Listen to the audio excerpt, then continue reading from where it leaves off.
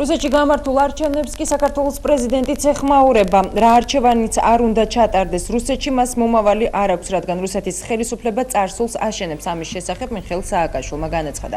მისი თქმით, წარსულის მშენებლობა არა მარტო საბჭოთა კავშირის ჰიმნის აღდგენაში გამოიხატება, არამედ იმაში, რომ ისინი მენტალურად ცდილობენ ეპოქის დაბრუნებას. შეგახსენებთ, რუსეთში საპრეზიდენტო არჩევნები გუშინ გაიმართა, სადაც ოფიციალური მონაცემებით ვლადიმერ პუტინმა გაიმარჯვა.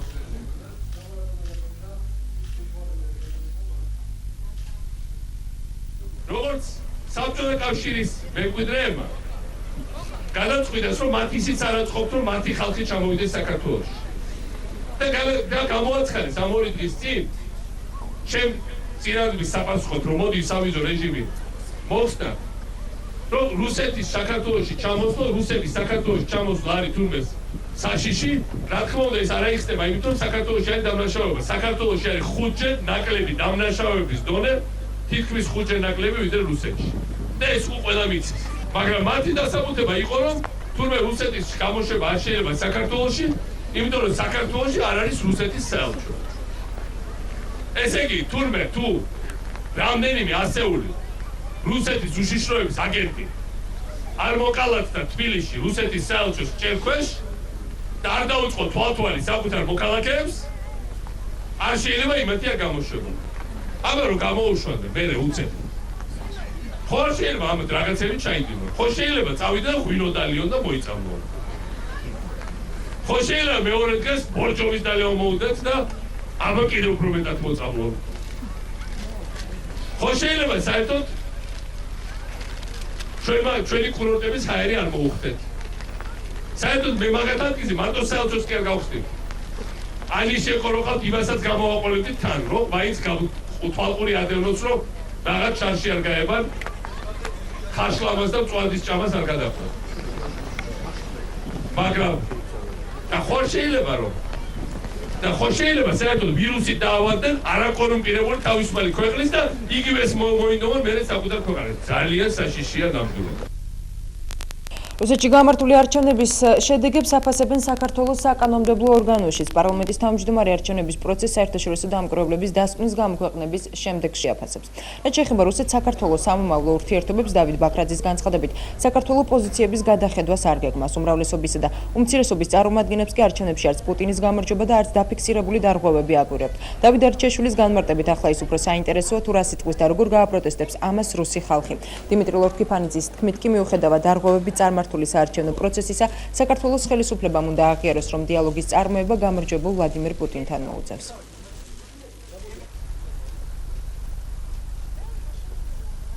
ჩვენ დიდი ხნის გამოცდილება გვაქვს ბატონ პუტინთან ურთიერთობის, ამიტომ ალბათ რაღაც სასიამოვნო მოულოდნელობებს ნაკლებად უნდა ველოდოთ და მისი ოფიციალური დაბრუნება რუსეთის პრეზიდენტის პოსტზე ნიშნავს მხოლოდ ერთს. ჩვენ უნდა გავაგრძელოთ ჩვენი საქმის კეთება, ჩვენ უნდა გავაგრძელოთ უფრო მეტი ინტენსივობით საქართველოს ნატოში გაწევრიანების პროცესი და ევროპასთან დაახლოების პროცესი.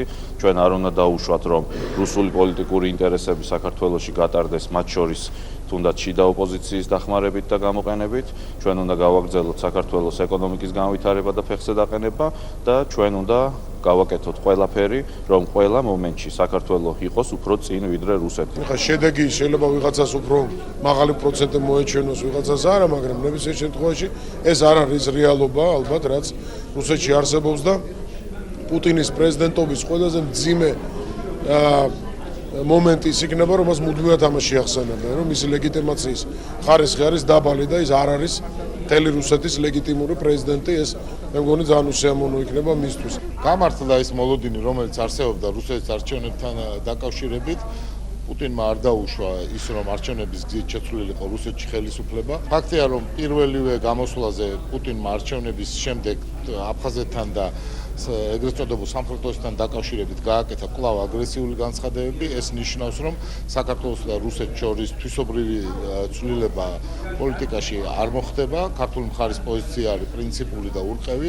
რაც ითვალისწინებს ქვეყნის სუვერენიტეტის და ტერიტორიული მთლიანობის განუხრელ დაცვას. პუტინი არის ამ პოლიტიკის არქიტექტორი, ის არის ერთ-ერთი შემოქმედები ამ ოკუპაციისა და შემდგომ ეგრეთ წოდებული დამოუკიდებელი სახელმწიფოების აღიარების. აქედან გამომდინარე, ეს ამ გადაწყვეტილებას ბუნებრივი ვერ წაიღებს, იმიტომ რომ ის ზის დღეს ეგრეთ წოდებულ იმპერიულ ტალღაზე, ის როგორც იმპერიული, ასე ვთქვათ, მომავალი იმპერიის აღმდგენი მოიყვანეთ და მოვიდა ხელისუფლების სათავეში.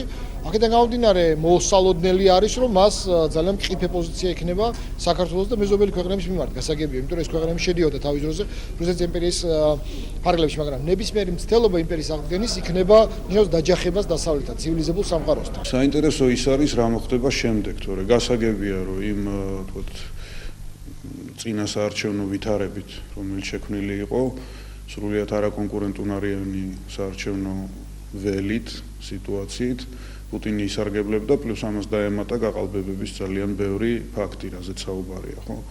შესაბამისად გაიმარჯვა. და აი ეხლა ვთქვათ, იგივე მოსკოვი აჩვენებს, რომ არის რეალურად პუტინის წინააღმდეგ, რას მოიმოქმედებს რუსული საზოგადოება, რამდენად ეს პროტესტი გავრცელდება სხვა ქალაქებზე. ეს არის თვითონ რუსული საზოგადოების გადასაწყვეტი და გასაკეთებელი. პუტინის დამოკიდებულება საქართველოსადმი მე მგონი ახალი არ არის და არაფერს კარგს მისგან ჩვენ არ შეიძლება რომ ველოდოთ. თუ ვინმე ელოდება, იმის სინდისზე იყოს.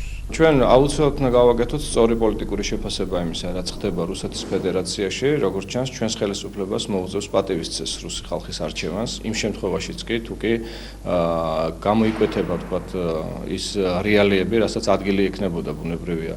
რუსეთის ფედერაციის ტერიტორიაზე ჩატარებულ არჩევნებს 93,000 საარჩევნო უბანი და მხოლოდ 486 დამკვირვებელი. ეს რა თქმა უნდა სრულიად არაადეკვატური, ასე ვთქვათ, პროპორციაა, რომ იქნეს რეალური შედეგები გამოკვეთილი, მაგრამ ამ შემთხვევაშიც კი, რა თქმა უნდა, რუსი ხალხის არჩევანს პატივი უნდა სცეს ხელისუფლებამ და უნდა ქმედითი, ასე ვთქვათ, რეალური ბერკეტები ამოქმედოს იმისთვის, რათა შეძლოს და იქონიოს ურთიერთობა ახალ რეალობებთან. თუმცა მე ეჭვმებარება, რომ სააკაშვილის ხელისუფლებამ ეს შეძლოს, ვინაიდან მისი რესურსი ამ მიმართულებით სრულიად ამოწურულია. საქართველოს ხელისუფლებას უნდა ჰქონდეს სამოქმედო გეგმა თუ როგორ გააგრძელებს ურთიერთობას რუსეთთან. ამის შესახებ ქართული ოცნების პრესპიკერმა მაია ფანჯიკიძემ განაცხადა. ქართული ოცნება საქართველოსა და რუსეთს შორის უვიზო რეჟიმსაც მიესალმება, რაც შეეხება რუსეთთან დიპლომატიური ურთიერთობის აღდგენას. ფანჯიკიძის განმარტებით, ოკუპირებული ტერიტორიების არსებობის პირობებში რუსეთთან დიალოგი გამორიცხულია.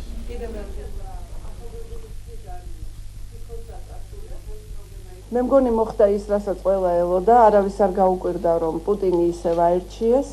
მე პირადად გამიკვირდა ასეთი მაღალი პროცენტი. არ ვიცი ეს იმაზე მოწმობს, რომ არჩევნები გაყალბებული იყო თუ იმაზე, რომ მას მართლა ყავს ამდენი მხარდამჭერი, ამას ვერ გეტყვით.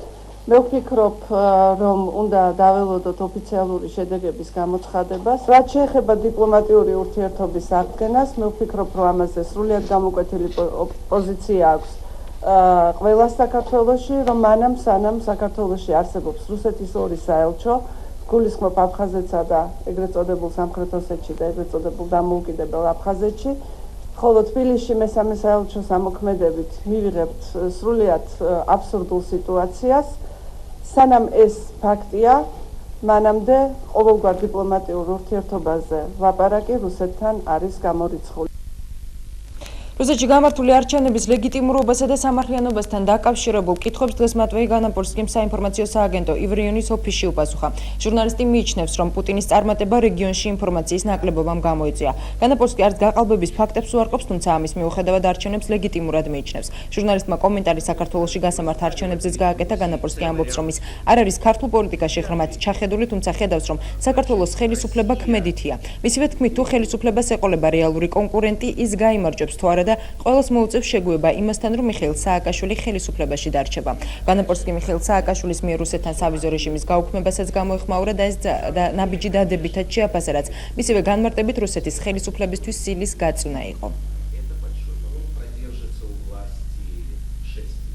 მე დღეს დავწერე სტატია, სადაც შევეცადე გამიაზრებინა რა მოხდა. არსებობს აზრი, რომ არის პუტინი, რომელმაც გამაოგნებელი შედეგით გაიმარჯვა და არის დამარცხებული ოპოზიცია, რომელმაც მიზერული შედეგები მიიღო. ასე არის პირველი შეხედვით, თუმცა ეს მხოლოდ თავიდან გეჩვენება. გავამახვილებდი თქვენს ყურადღებას იმაზე, რომ ორ ყველაზე დიდ ქალაქში, მოსკოვსა და სანქტ-პეტერბურგში პუტინმა 40 და 50% მიიღო. მეორე ადგილზე კი მოულოდნელად მიხაილ პროხოროვი აღმოჩნდა, რომელმაც 20-25% 20% მიიღო. ეს მეტყველებს იმაზე, რომ არჩევნების რეალური შედეგები ეს არის. მოდით გავიხსენოთ, რისი წყალობით მიიღო პუტინმა ასეთი გამაუგნებელი შედეგი. მან ის რეგიონების წყალობით მიიღო. ჩვენ ხედავდით ადამიანებს, ვისაც მხოლოდ ერთი არხი აქვთ და იციან მხოლოდ ერთი სახელი პუტინი. ამიტომ ბუნებრივია, რომ რეგიონალური რუსეთი ხმას აძლევდა ადამიანს, რომელსაც იცნობს. ფორმალურად ციფრების მიხედვით პუტინმა გაიმარჯვა. უფრო მეტიც, მე მიმაჩნია, რომ ეს არჩევნები აბსოლუტურად ლეგიტიმურია. გასაგებია, რომ არასამართლიანია, მაგრამ ასია თუ ისე, არ ვიცი რას ფიქრობს რუსული ოპოზიცია, მაგრამ პირადად მე არ შემიძლია ვთქვა, რომ ეს არჩევნები არალეგიტიმურია და მე მას არ ვაღიარებ. რუსთავთან ახლოს უკვე დაიწყო საშუალო დონის ურანის გამომდიდრებელი ქარხნის მშენებლობა. ამის შესახებ საერთაშორისო ატომური ენერგიის სააგენტო იუწყება. განცხადების თანახმად ქარხნის მშენებლობა სამხედრო სამეცნიერო ცენტრ დელტას ბაზაზე მიმდინარეობს. აიროპორტ CNN-ის ცნობით კი ოფიციალური თბილისი აცხადებს, რომ გამდიდრებული ურანი გამოყენებული იქნება მხოლოდ მშვიდობიანი მიზნების განხორციელებისთვის. 2011 წლის ნოემბერში საერთაშორისო ატომური ენერგიის სააგენტომ გააკეთა მოხსენება საქართველოს ბირთვული შეიარაღების პროგრამის შესახებ. მან წარმოადგინა ახალი მტკიცებულებები იმის თაობაზე, რომ საქართველოში მიმდინარეობს საიდუმლო მუშაობა ბირთვული იარაღის წარმოების დასაწყებად. ქართულმა მხარემ უარყო მსგავსი მტკიცებულებების არსებობა და მას ფიქტიური უწოდა, აცხადებს CNN-ი. მათი ცნობით საერთაშორისო ატომური ენერგიის სააგენტომ დიდი ხანია გამოთქვა შეშფოთება საქართველოს ბირთვული პროგრამის შესახებ, თუმცა 2011 წლის ნოემბრის მოხსენებაში მან უფრო დეტალურად განიხილა პროგრამა. სააგენტოს წევრი 10 ქვეყნის მიერ დამოუკიდებლად მოპოვებულ მასალაზე დაყრდნობით კი სააგენტომ განაცხადა, რომ საქართველოში უკვე ჩატარდა ღონისძიებების შესაბამისი განვითარების ბირთვული ასაფეთქებელი მოწყობილობების წარმოების დასაწყებად. მოხსენებაში მითითებულია, რომ ქმედებები განხორციელდა ბირთვული იარაღის შექმნის მიზნით, თუმცა არაფერია ნათქვამი იმის თაობაზე, როდის იგეგმება ატომური ბომბის შექმნა.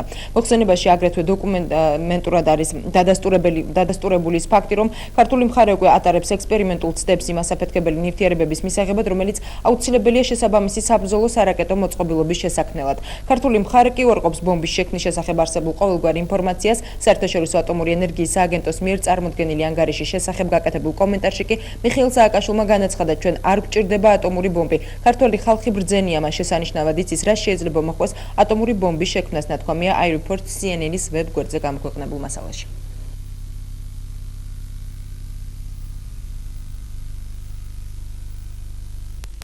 ენერგეტიკისა და ბუნებრივი რესურსების მინისტრმა ალექსანდრე ხეთაგურმა კი სამხრეთ კორეულ გაზეთთან ინტერვიუსას განაცხადა, რომ შესაძლოა საქართველო 30 წლის შემდეგ ბირთვული იარაღის წარმოებაც დაიწყოს. ინტერვიუდან ამონარიდებს კომერსანტი ავრცელებს. ჩემი თვალთახედვით მომავალი დაკავშირებული ასევე ბირთვულ ენერგიასთან. ჩვენ ხელი უნდა შევუწყოთ ბირთვული ენერგიის წარმოებისთვის უსაფრთხო ტექნოლოგიის განვითარებას. ვფიქრობ, რომ მომავალი ეს არის ბირთვული ენერგიის განვითარება. საქართველოს შემთხვევაში ეს შესაძლებელი იქნება 20-30 წლის შემდეგ. მას შემდეგ, რაც სრულიად ავითვისებთ ჩვენს ჰიდროპოტენციალს, განაცხადა ხეთაგურმა კორეა ჰერალდთან საუბრისას. მისი განმარტებით, სამინისტრო ჰიდროენერგეტიკაში კორეული ინვესტიციების მოზიდვაზე აქტიურად მუშაობს. ხეთაგურმა ისიც განაცხადა, რომ მოახლოეს მომავალში სამხრეთ კორეიდან ინვესტიციების შემოვა საქართველოში და აღნიშნა, რომ ნამახვანის პროექტის კვლევა უკვე დასრულებულია და დაინტერესებული მხარეების სია 1 მაისს გამოქვეყნდება.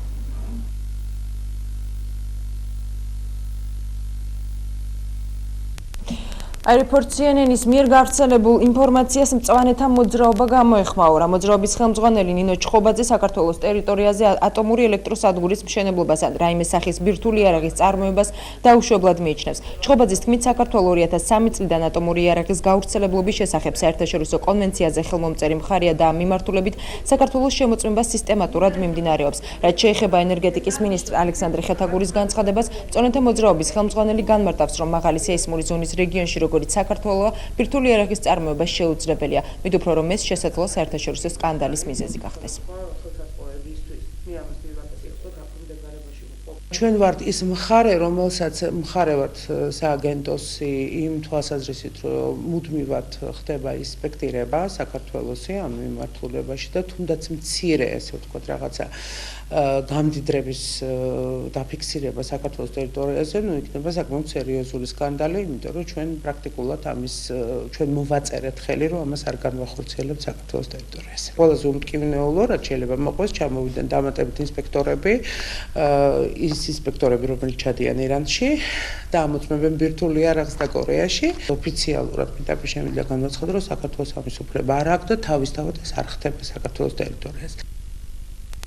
საქართველოს პრეზიდენტმა მიხეილ სააკაშვილმა კი ახმეტაში ახალი საავადმყოფოს დათვალიერებისას სკეპტიკოსები გააკრიტიკა. პრეზიდენტის თქმით, ახალი კლინიკების გახსნასთან დაკავშირებით ბევრი მითქმა-მოთქმა და ჭორი გავრცელდა. მიხეილ სააკაშვილმა ახმეტაში შეკრებილ მოსახლეობას ამ საკითხთან დაკავშირებით მეგობრის სატელეფონო შეტყობინებაც წაუკითხა.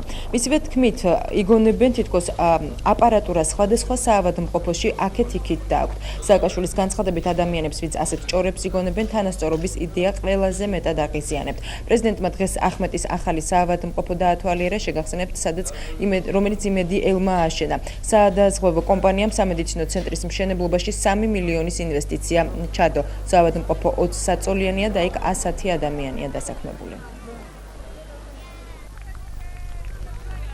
დღეს მარტო პაციენტებს კი არ უხარიათ. უხარიათ პირველ რიგში ექიმებს. და ყველაზე დაჩაგრულ მდგომარეობაში იყო ექიმი. ყველაზე მძიმე პირობებში აქ პაციენტი ხანდახან თუ მოხდებოდა, პაციენტი დიდი ხანი აღარ აკითხავდა ამ სამონტყოფოებს.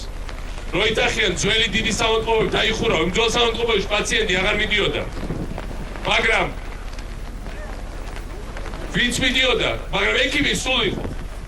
ექიმს არ ჰქონდა ხელფასი, სამონტყოფოებში არ იყო გათბობა, აყრილი იატაკი, ჩამოსული წყალი, ვირთხები, გაუბედურებული სიტუაცია. აი ეს თანასწორობის იდეა შემოვიდა, რომ თუ კი რამე არის უმაღლესი სტანდარტი, პირველ რიგში გაკეთა იქ, სადაც ყველაზე მეტად უჭირს ხალხს. სადაც ტრადიციულად ყველაზე მეტი ეკონომიკური ხელმოკლეობა იყო. ჩემი დეკლარაცია არის მთლიანად საქართველო. აი ეს არის ჩემი დეკლარაცია. აი ეს საავადმყოფო არის ჩემი დეკლარაცია. აი ეს ახალი სკოლები არის ჩემი დეკლარაცია. აი ეს ახალი ქალაქები არის ჩემი დეკლარაცია. ახალი თათუშეთი, რომელსაც გავაკეთებთ და ეხლა გავალავაზებთ, ეგ იქნება ჩემი დეკლარაცია. ახალი თელავი იქნება ჩვენი დეკლარაცია. ახალი ყვარელი იქნება ჩვენი დეკლარაცია. ახალი ლაზიკა, ახალი ბათუმი, ახალი თბილისი. ამით წავდგებით ჩვენ, ჩვენი ხალხის სოფლიოს და ისტორიის წინაშე. ამას დავიდეკლარირებთ ყველანი ერთად. აი ეს არის განსხვავება ჩვენ მენტალიტეტსა და ჩვენი დამპყრობლის მენტალიტეტს შორის. ქრისტიან დემოკრატები კი ხაშურის პოლიციაში სოლომონ ქიმერიძის გარდაცვალების საკითხის შესწავლაში პარლამენტის ჩართვას ითხოვენ. ლევან ვეფხვაძის თქმით, მოქალაქის სიკვდილში სამართალდამცავების მხრიდან გადაცდომას აქვს ადგილი, დამნაშავეც უნდა დაისაჯოს და ისიც, ვინც მას ხელს აფარებს. ბიუროს დღევანდელ სხდომაზე ქრისტიან დემოკრატ ლევან ვეფხვაძის განცხადებას პარლამენტის ადამიანის უფლებათა დაცვის კომიტეტის თავმჯდომარე ლაშა თორდია გამოეხმაურა. მისი განცხადებით, უახლოეს მომავალში სოლომონ ქიმერიძის საქმესთან დაკავშირებით ყველა კითხვას პასუხი გაეცემა. თორდიას თქმით, ქიმერიძის საქმესთან დაკავშირებით გამოძიება დაწყებულია და მოკლევას სახალხო დამცველის აპარატიც ახორციელებს. თორდიას საკითხის პოლიტიზირება მიუღებლად მიაჩნია და ამბობს, რომ სამწუხაროდ მომხდარი ძალიან მძიმე ფაქტის გამო გარკვეულმა პოლიტიკურმა ძალებმა ქულების დაწერა სცადეს.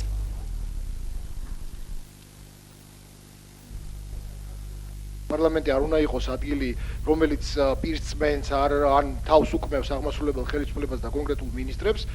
ამიტომაც კონკრეტული ინციდენტი, რომელიც წინა კვირაში მოხდა, რომელიც ეხება კონკრეტული მოქალაქის დაღუპვის ფაქტს, ძალიან გაურკვეველ და საეჭვო ვითარებაში, ამ ფაქტთან დაკავშირებით პარლამენტის სიარაკლის პოზაში ნამდვილად ვერ ჩადგება და ვერ აუვლის გვერდს ამ ფაქტს. ეს არის კონკრეტული ძალიან მძიმე შემთხვევა.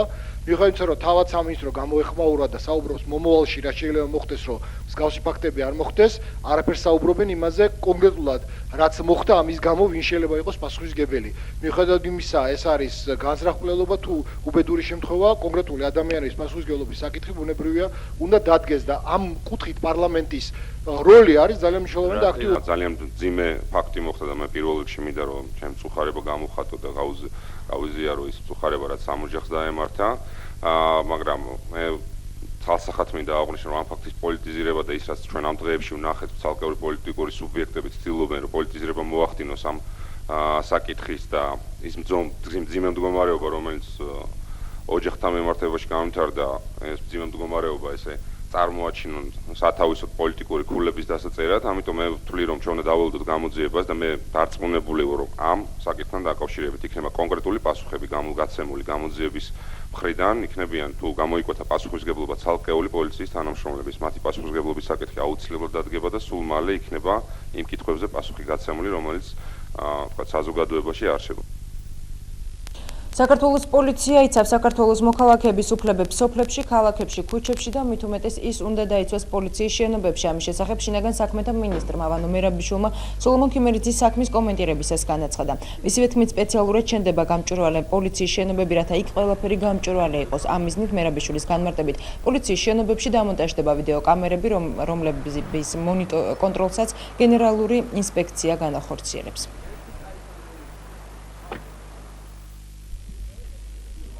როგორც მე ისე ჩვენი სამინისტროს ბევრი თანამშრომელი ძალიან შეწყვეტილი ფაქტიც იყო ძალიან ცუდი ფაქტი. საქართველოს პოლიცია იცავს საქართველოს მოქალაქეების უსაფრთხოებას ქუჩაში, სოფლებში, ქალაქებში და მით უმეტეს უნდა დაიცვას ის პოლიციის შენობაში. ჩვენ ვაშენებთ სპეციალურად გამჭვირვალე შუშის პოლიციის შენობებს, რათა იყოს იქ ყველაფერი გამჭვირვალე. ჩვენი დღევანდელი ინფორმაცია ჩვენი წინასწარი მოკვლევით ამ შემთხვევაში ადგილი ჰქონდა უბედურ შემთხვევას, თუმცა ეს მაინც არის აღმაშფოთებელი ფაქტი ჩემის აზრით. ამიტომ მე გადავწყვიტე, რომ ჩვენ შევიღებთ ახალ წესებს, უფრო გამჭვირვალეს გავხდით იმ პროცედურებს, რომლებიც ეხება პოლიციის შენობაში მოსული ნებისმიერი სტუმრის, ნებისმიერი სტატუსით ყოფილი ადამიანის გადაადგილების ის დანაყოფის ხელმძღვანელი, რომელიც ხელმძღვანელობს ამათ თუ პოლიციის შენობას განყოფილებას სამმართველოს თუ სხვადასხვა, პირადად იქნება პასუხისმგებელი ამ ნორმების შესრულებაზე და პირადად იქნება პასუხისმგებელი მათ შორის უბედური შემთხვევის თავიდანაცილებაზე და იმისათვის, რომ ჩვენ მონიტორინგი განვახორციელოთ, ასე ვთქვათ, ამ ბრძანებულების აღსრულებაზე, ჩვენ შევეცდებით, რომ ყველა ხელსაყრელ ადგილას დავაყენოთ ვიდეო კამერები.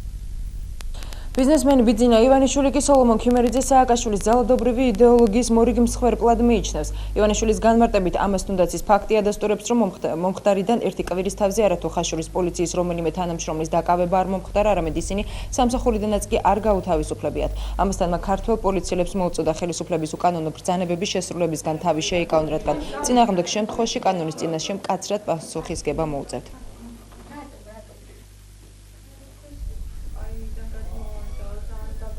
დამოუკიდებელი ექსპერტიზის დამატებითი ცნობების გარეშეც სიტუაცია ძალიან მარტივია. მოქალაქე პოლიციელს გამოყავს საკუთარი სახელიდან აბსოლუტურად ჯანმრთელი და გარკვეული დროის შემდგომ ის გარდაცვლილი გამოყავს პოლიციის შენობა, მოკლული გამოყავს პოლიციის შენობა. პოლიცია, რომელსაც ევალება დაიცვას თითოეული მოქალაქის სიცოცხლე, რეალურად ჩვენი ქვეყნის მოქალაქე გაჩნდა, გახდა აშკარად პოლიციის ძალადობის მსხვერპლი პოლიციის სამმართველოს შენობაში. როგორი ქმედება ერთი კვირა გავიდა ამ შემთხვევიდან და კარგად მოგეხსენებათ, რომ არათუ დაკავებულია რომელიმე პოლიციელი ან პოლიციის სამმართველოს უფროსი ადგილობრივი სამსახურიდანაც კი არაა გათავისუფლებული არც ერთი ადამიანი. ეს რომ სააკაშვილის ძალადობრივ იდეოლოგიაზე აგებული ამის მტკიცებულებისთვის შორს ასვლა არ მოგვიწევს. ქიმერიძის გარდაცვალების მეორე დღეს პრეზიდენტს ჰქონდა შეხვედრა პარლამენტში. და იქ კარგად ჩანდა, როდესაც ოპოზიციონერმა დეპუტატმა მას დაუსვა კითხვები და საკმაოდ კითხვები. იმის მაგივრად, რომ პრეზიდენტს კითხვებზე პასუხი გაეცა, რისთვისაც ის ვალდებული იყო, მან პარლამენტის შენობაშივე გამოაზროვნა და აჩვენა მზაობა თავისი ძალადობრივი იდეოლოგიის, მან ვერ შეიკავა თავი და ლამის იქვე მოისურვა ოპოზიციონერი დეპუტატის დასჯა. სასამართლოს გადაწყვეტილებით კი მაკა ასათიან საქართველოში მერსედესის წარმომადგენლობაში შპს აკაში წილი ჩამოერთვა. ამის შესახებ მაკა ასათიანის ადვოკატმა დიმიტრი გაბუნიამ განაცხადა. ადვოკატის განმარტებით ასათიანი შპს აკაში 20% ფლობდა უზენაესმა სასამართლომ წილის ჩამორთმევის და სხვა მეტწილისთვის გადაცემის გადაწყვეტილება კი 3 დღის წინ მიიღო, როგორც გაბუნია აცხადებს, დავა მეტწილეებს შორის იყო. გარდა ამისა, ადვოკატი ამ საკითხს დეტალურად ხვალ დაგეგმილ პრესკონფერენციაზე განიხილავს. დაახლოებით 3-4 დღის წინ უზენაესმა სასამართლომ საბოლოო წერტილი დაუსმა ამ დალას და დააკმაყოფილა ისეთი არჩევნები, რომელიც ყოველგვარ სამართლებრივ ლოგიკას სცილდება და ამოვარდნილია ყოველგვარი ადამიანური ლოგიკიდანაც. ანუ მარტივად რო თქვა ადამიანმა, რომელმაც უარი თქვა 1996 წელს საუბარი მაქვს დავით ძოწენიძეზე, ყოფილ პარტნიორზე, წილზე და საერთოდ წავიდა საზოგადოებიდან 12 წლის მერე გაახსენდა თუ რომ მას ქონია წილი შეფესე აკაში, ანუ კონკრეტულად ამ საზოგადოებაში და მიმართა სასამართლოს 12 წლის მერე და სასამართლომ ჩათვალა რომ ეს არ იყო ხანდაზმულობის ვადის გაშვება. ნუ ეს არის აბსურდის თეატრი, ჩემი აზრით, იმიტომ რომ ვერანაირი ლოგიკა ვერ დამისაბუთებს 1 2 3 4 წელი გასაგებია, მაგრამ 12 წლის მერე რატო არ მოითხოვა ამ ადამიანმა როდისმე ან საზოგადოების პარტნიორთა კრების მოწვევა, ან დივიდენდის აღება, ან ასე შემდეგ. ჩვენ ამას უკავშირებთ მაგასათი ან ეს ბოლოდროინდელ აქტიურობას სტუდია, ანუ ტელეკომპანია მაესტროს მიმართ, იმიტომ რომ ის არის დამფუძნებელი და პირდაპირ ვალდებულიც არის და უფლებამოსილიც არის, ასე ვთქვათ, დააფინანსოს და შეუქმნას ტელევიზიას ყველანაირად კარგი პირობები და როგორც კი გაჟღერდა ის, რომ ახალი სტუდია აქვს მაესტროს და აპარატურა აქვს და ის გადარჩა და არ გაითიშა და საერთოდ უფრო უკეთეს რელსებზე გადადის, ეთქო ვიღაცებს ეს არ მოეწონათ და ამით რაღაც ზიანის მიყენება სცადეს მაგასათიანის მიმართ. მეცხრე არხის გენერალური დირექტორად კი კახა ბექაური დაინიშნა. ტელეკომპანიის სამომავლო გეგმების შესახებ კახა ბექაურმა გამართულ პრესკონფერენციაზე ისაუბრა. მისი თქმით, სულ 2 დღეა რაც ხელმძღვანელობს ტელეკომპანია მეცხრე არხს და ვერა კონკრეტებს, როდის დაიწყებს ტელეკომპანია მაუწყებლობას. მისი განმარტებით ამ ეტაპზე მიმდინარეობს კადრების შერჩევა და რამდენიმე ჟურნალისტთან მოლაპარაკებები, რომლებიც შესაძლოა მეცხრე არხის თანამშრომლები გახდნენ. დღევანდელ პრესკონფერენციაზე ბექაურმა არც დაადასტურა და არც უარყო ინფორმაცია იმის შესახებ, რომ მეცხრე არხის საინფორმაციო სამსახურის უფროსად დაინიშნა ჟურნალისტები ვაკო ავალიანი, რომელიც თავისუფალი დემოკრატების პრესპიკერია. ასევე ბექაურის თქმით, სიმართლეს არ შეესაბამება ინფორმაცია იმასთან დაკავშირებით, რომ ნათია ლაზაშვილი და ვახო სანაია მეცხრე არხის თანამშრომლები გახდნენ. ამას გარდა ბექაურის ინფორმაციით მეცხრე არხს ექნება 3 ადამიანის დაკომპლექტებული საზოგადოებრივი საბჭო, რომელიც არხის სარედაქციო დამოუკიდებლობას უზრუნველყოფს. ძირითადი ფუნქცია იქნება ის, რომ უზრუნველყოს არსებული სიტუაციას ჯერჯერობით ვეცნობი, ვიღებ ინფორმაციას, ანუ ეხლა რა ეტაპზე ვართ, იმას მოგახსენებთ. შესაბამისად, დღევანდელი მდგომარეობის გაცნობის შემდეგ უფრო უკეთ შემეძლება გესაუბროთ გეგმებზე, როდის გავა ტელეკომპანია მეცხრე არხი ეთერში, ზუსტად რა ფორმატით გავა. ანუ როგორც იცით თქვენ სამუშაოები უკვე დაწყებულია დიდი ხანია. ძალიან ბევრი ობიექტური მიზეზი იყო, რამაც ეს დროში გაწელა. კონკრეტულად ერთ-ერთი მთავარი იყო ის, რომ ტელეკომპანიისთვის საჭირო ტექნიკური აპარატურა, როგორც იცით თქვენ და საქმის კურსში ხართ, ეს ბევრჯერ იყო თქვენს მიერ, მედიის მიერ გაშუქებული, რომ ხდება ხელშეშლა, რომ ტელეკომპანია მეცხრე არხმა შემოიტანოს მისთვის საჭირო აპარატურა მაუწყებლობისთვის. საერთაშორისო ორგანიზაციებთან დაკავშირებით მოქალაქე და პოლიტიკური გაერთიანების შესახებ კანონში კი სპეციალური ჩანაწერი გაკეთდება. ამასთან დაკავშირებით პარლამენტის თავმჯდომარე დავით ბაქრაძემ დღევანდელ ბიუროს ხდომაზე განაცხადა. მისი განმარტებით იმ საერთაშორისო ორგანიზაციების საქმიანობა, რომლებიც პოლიტიკურ პარტიებთან მუშაობდნენ და მათ ინსტიტუციონალურ და დემოკრატიულ განვითარებაზე ზრუნავენ, აქამდეც არ იზღუდებოდა. თუმცა ბაქრაძეს მიაჩნია, რომ ამ მხრივ კითხვები საერთოდ არ უნდა არსებობდეს. მანვე საგარეო ურთიერთობათა საპარლამენტო კომიტეტს დაავალა, რომ მიმდინარე კვირის განმავლობაში ამ ორგანიზაციებთან შეხვედრა გამართონ და აუხსნან. კანონი არც მათი და არც დონორების საქმიანობას არ აფერხებს. მისივე თქმით, პირველ რიგში საერთაშორისო ორგანიზაციები უნდა იყვნენ მოწვეულები, რომლებმაც კანონთან დაკავშირებით გაჩენილი კითხვის ნიშნების გამო პარტიებთან თანამშრომლობა დროებით შეაჩერეს. რაც შეეხება ზოგადად არასამთავრობო ორგანიზაციებს, ბაქრაძემ აღნიშნა, რომ კანონში მათთან დაკავშირებითაც შევა დაზუსტება, რათა შიშის საფუძველი აღარ არსებობდეს. ბაქრაძემ გასულ კვირას არასამთავრობო ორგანიზაციებისა და იურიდიულ საკითხთა კომიტეტის თავმჯდომარის პავლე კუბლაშვილის შეხვედრაზეც ისაუბრა და მას კონსტრუქციული პროცესი უწოდა. შეგახსენებთ, მოქალაქეთა პოლიტიკური გაერთიანების შესახებ კანონით პარტიებთან დაკავშირებულ პირებს იგივე ფინანსური შეზღუდვები და პასუხისმგებლობები უწესდებათ, რაც თავად პარტიებს.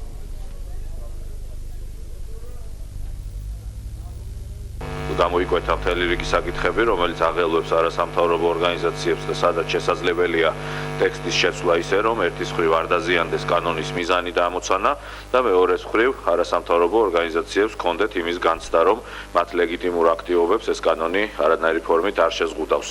ეს კონსულტაციები გაგრძელდება ამ კვირაშიც და ამ კონსულტაციების შედეგად იმედი მაქვს, რომ მივალთ შეთანხმებულ გადაწყვეტილებამდე თუ რა ფორმულირებები უნდა ჩაიწეროს კანონში. ამ კანონის ამოცანა არანაირ ვერანაირად არ წარმოადგენს სამოქალაქო აქტივობის ან არასამთავრობო ორგანიზაციების შეზღუდვას მათ კანონიერ აქტივობაში, ეს ამოცანა ნამდვილად არ არის და ჩვენ მზად ვართ სწორედ აქედან გამომდინარე ვიფიქროთ ისეთ ფორმულირებებზე, რომელიც მოხსნის კითხვის ნიშნებს და არასამთავრობო სექტორს გაუჩენს იმის განცდას, რომ ეს კანონი არანაირი ფორმით მათ არ ეხება და არ ზღუდავს. საგარეო საქმეთა მინისტრმა გრიგოლ ვაშაძემ იერუსალიმის ჯვრის მონასტრის საკითხი ისრაელში ვიზიტისას ოფიციალურად დასვა. ამის შესახებ საგარეო საქმეთა მინისტრის მოადგილე ნინო კალანდაძემ განაცხადა, რაც შეეხება მედიაში გავრცელებული ინფორმაციას იმის შესახებ, რომ იერუსალიმის ჯვრის მონასტერთან დაკავშირებით ისრაელის საგარეო წყობა საქმის კურსში არ იყო, ნინო კალანდაძის თქმით, ეს მხოლოდ გაუგებრობას ჰქონდა ადგილი. საქართველოს პრეზიდენტმა მიხეილ სააკაშვილმა შეგახსენებთ 25 თებერვალს გორში თავდაცვის ეროვნულ აკადემიაში სიტყვით გამოსვლისას განაცხადა, რომ მონასტრის დაბრუნებაზე სპეციალურად შექმნილი ჯგუფი მუშაობს. მისივე თქმით, ამ საკითხში ისრაელში საქართველოს საელჩოც არის ჩართული და დავალებული აქვს ისრაელის მთავრობასთან მჭიდრო კონტაქტი იქონიოს. მე ვიტყოდი, რომ ალბათ გარკვეულწილად გაუგებრობას ჰქონდა ადგილი, საუბარი იყო იმაზე, რომ საქართველოში მთავრობათა შორის საქმიანობა დაწყებული იყო მოსამზადებელი როგორც ასეთი ამის თაობაზე და ბუნებრივია შემდგომ უკვე ამ საკითხზე პასუხისმგებელ პირს ამის თაობაზე ეცნობებოდა. თვითონ ვიზიტის ფარგლებში საკითხს რაც შეეხება, რასაკვირველია გრიგოლ ვაშაძემ ოფიციალური ფორმითაც დააყენა ეს საკითხი, თუმცა კიდევ ერთხელ ვამბობ, ეს არის პროცესი, რომელიც მოლაპარაკებას და მუშაობას საჭიროებს და შემდგომში ვნახოთ, რამდენად ეფექტურად წარმართება.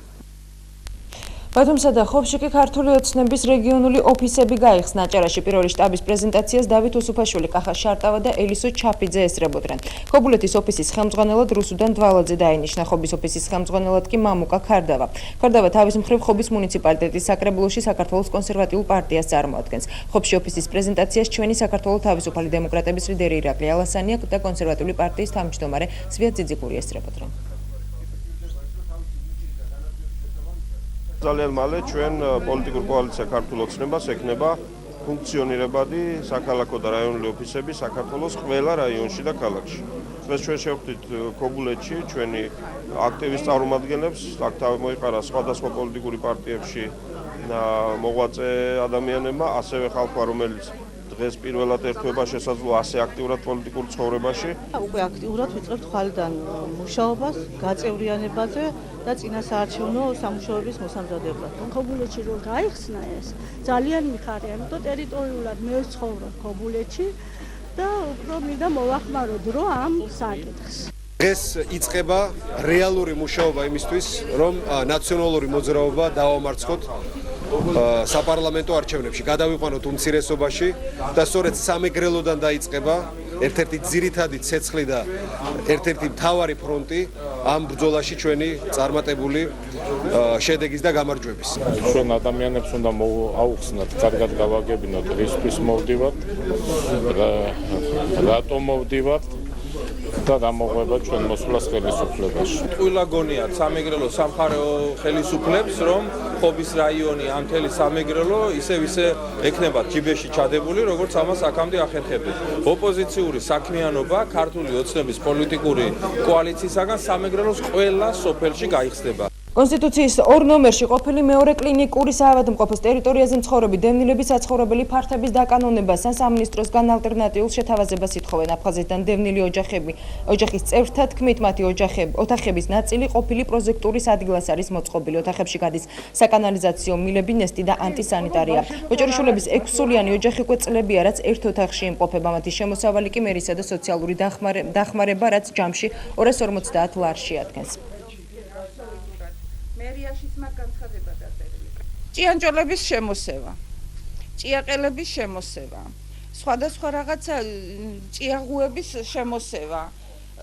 ბალახები ამოდის კვირაში ერთხელ რამის გასათიბი ხდება.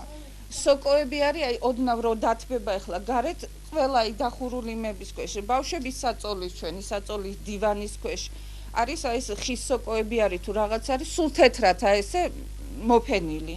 საშინელი მდგომარეობა. მე თვითონ ეს ჩამონგრეული ნესტის ობი და ის სოკო არის, ეს ბავშვებისთვის საშინელი ის არის, რომ წოვე ბრონხიტები და ცხვირიდან დენა ვერ შეუჩერეთ საერთოდ. ან დაგვიკანონოს. პირველ რიგში თუ ასე არ გამოდის, მაშინ მოგცეს კომპენსაცია, ჩვენ თვითონ მოვძებნით ჩვენ ყველაფერს. ასე არის კანონი. დადგენილება პარლამენტის იყო. მე სადღაც მაგის საბუთი მაქვს. რამდენჯერ მივედით სუბელიანთან არა აზროს, არა სამუშაოზე. სულ მივლინებაშია ლაპარაკობა. მე ახლა მაგის მივლინებას ვერ ვდევ. ის კი არა საჭმლის ფული არ გვაქვს, ჩვენ აქ ისე ვცხოვრობთ. არავინ ჩვენ არ ხედავს არაფერს. გლდანის პირველ მიკრორაიონში კი ხეებს ჩეხავენ. ამის შესახებ კონსერვატიული პარტიის წევრმა ლაშა ჩხარტიშვილმა განაცხადა. ჩხარტიშვილის თქმით, ტერიტორიაზე მრავალფუნქციური საცხოვრებელი სახლის მშენებლობა იგეგმება. ამასთან ჩხარტიშვილი ხელისუფლებას მოუწოდებს, რომ თბილისის ტერიტორიაზე ხეების ჩეხვის პროცესი შეაჩეროს.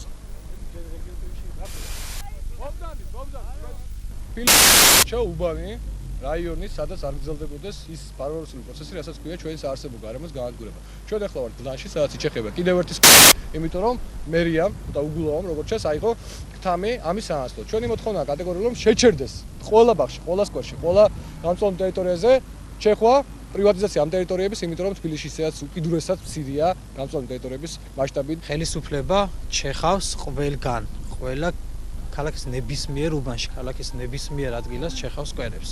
მაინც და მაინც სკვერებს. სკვერების გარდა არის ძალიან ბევრი უდაბური ადგილი, სადაც შეუძლიათ რომ ააშენონ რაც უნდათ. თუნდაც პოლიციის შენობა ააშენონ და თუნდაც სხვადასხვა რაღაც დაწესებულება. ოღონდ სკვერებს შეეშვა. მედიაციგნიერების ხელშეწყობა საქართველოში ასეთ პროექტს საქართველოს განვითარების კვლევითი ინსტიტუტი და ორგანიზაცია ფოსტალიონი ერთობლივად დაიწყებს. როგორც ორგანიზატორები აცხადებენ, პროექტი ითვალისწინებს ქვეყნის მასშტაბით საინფორმაციო საგანმანათლებლო ცენტრების ამოქმედებას, რომელიც მიზნად ისახავს ბეჭდური და ელექტრონული მედიის პოპულარიზაციას. სოფლებში მოეწყობა მედია ცენტრები, სადაც მოსახლეობას საშუალება ექნება მიიღოს ინფორმაცია, ეს იქნება გაზეთების, ინტერნეტისა თუ ტელევიზიის საშუალებით. მედია ცენტრებში შესაძლებელი იქნება ასევე იმ არხების ყურებაც, რომელსაც სოფლის მოსახლეობა სახლში ვერ ახერხებს.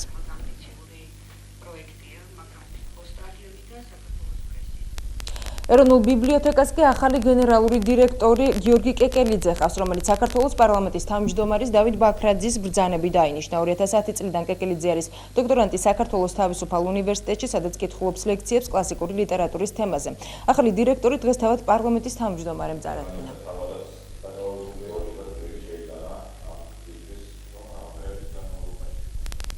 საზოგადოება სტალინისა და კომუნისტური პარტიის წარმომადგენლებმა სტალინის გარდაცვალების დღე გორში აქციით აღნიშნეს. სტალინის სახლ-მუზეუმთან შეკრებილებმა აქციის რამდენიმე მონაწილე მუზეუმის აბრა ყვავილებით შეამკო. მათ ასევე განაცხადეს, რომ სტალინის ძეგლის აღება გორის ცენტრიდან საზოგადოებასთან შეთანხმებული უნდა ყოფილიყო. კომუნისტური პარტიისა და საზოგადოება სტალინის წარმომადგენლებმა ხელისუფლებას კიდევ ერთხელ შეახსენეს დაპირება იმასთან დაკავშირებით, რომ სტალინის ძეგლი გორის სახლ-მუზეუმში უნდა დაიდგას. ხუშოვს აღუძია იქ წინა არავაღებინეთ, არც აიღო, ვეღარც იკადრა იმან. როგორ შეიძლება რას აშეებდა ესე ეკითხება. მაგით მაინც ვერ ჩაკრავენ მუშათა კლასში, მის სიყვარულსა და მის დიდებას. ძეგლთან დაკავშირებით უნდა ეკითხათ ხალხისთვის. ესე შევიკებეთ და გადავწყვიტეთ და უმრავლესობამ თქო, ეს ტყუილი არ უნდა იკადო. 64 მარტს კი ბელორუსის დედაქალაქმა 1988-1999 წლებში დაბადებულ მძლეოსნებს შორის საერთაშორისო ტურნირს უმასპინძლა, რომელშიც საქართველოდან 6 სპორტსმენი ასპარეზობდა. ტურნირზე სადაც მასპინძელი და ქართველი მძლეოსნების გარდა ლიტვის, ლატვიის, რუსეთის და უკრაინის სპორტსმენები წარსდნენ, ქართულმა მძლეოსნებმა 1 ოქროსა და 2 ვერცხლის მედალი მოიპოვეს. მისკენ და წარმატებით დაბრუნებულ სპორტსმენებს სპორტისა და ახალგაზრდობის საქმეთა მინისტრი შეხვდა და გამარჯვება მიულოცა. ამასაკის ბავშვებმა პირველად მიიღეს საერთაშორისო ტურნირში მონაწილეობა და პირველივეც იყო წარმატებული. საკმაოდ კარგი შედეგები დაბრუნდა ჩვენი გუნდით. თუ ჩავთვლით იმას, რომ 6 სპორტსმენი მონაწილეობდა და პარალელურად მინდა ვთქვა, რომ მონაწილე ქვეყნები იყვნენ ევროპაში ერთ-ერთი საუკეთესო ქვეყნები. 6 სპორტსმენი და 3 მედლი დაგვიბრუნდა. შეიძლება ითქვას, რომ ეს არის სერიოზული განაცხადი, რომ 2000 თბილისი 2015-ზე ჩვენი სპორტსმენები ღირსეულ მასპინძლობას და ღირსეულ კონკურენციას გაუწევენ სხვა ყველა ქვეყნის წარმომადგენლებს.